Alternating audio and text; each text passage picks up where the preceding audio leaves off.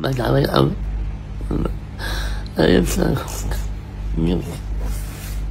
بقلوب مليانة بالحزن والأسى بنودع النهاردة واحد من أكتر الوجوه المحبوبة في مدرجات الأهلي، المشجع الأصيل أمح الدولي، واللي فارق دنيتنا صباح يوم الاثنين 28 إبريل 2025، وده بعد صراع مرير مع المرض.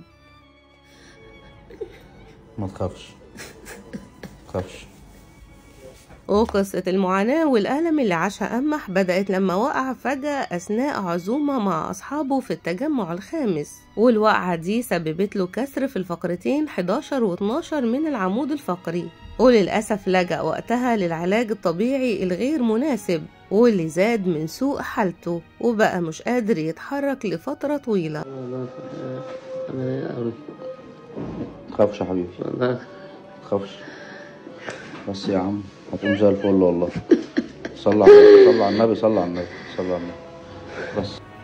وبعد شهور من الألم قرر الأطباء إجراء عملية جراحية دقيقة في العمود الفقري، واللي نسبة نجاحها كانت 50% بس. أمح داخل العمليات وهو بيقول اللهم إني استودعتك نفسي. أمح داخل العمليات دلوقتي، ادعوا العملية تنجح.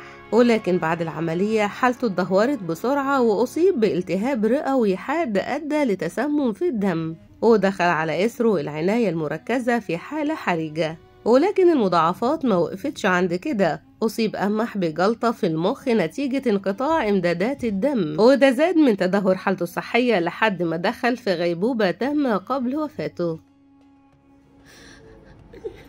ما تخافش تخافش.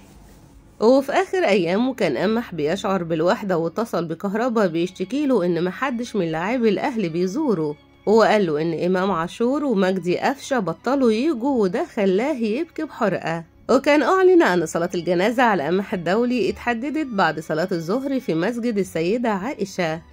أمح الدولي كان أكتر من مجرد مشجع، كان رمز للوفاء والانتماء، وكان بيحب الأهلي من قلبه، وبيفرح بكل فوز كأنه هو اللي جابه. رحل بجسده لكن هيفضل في قلوبنا دايما.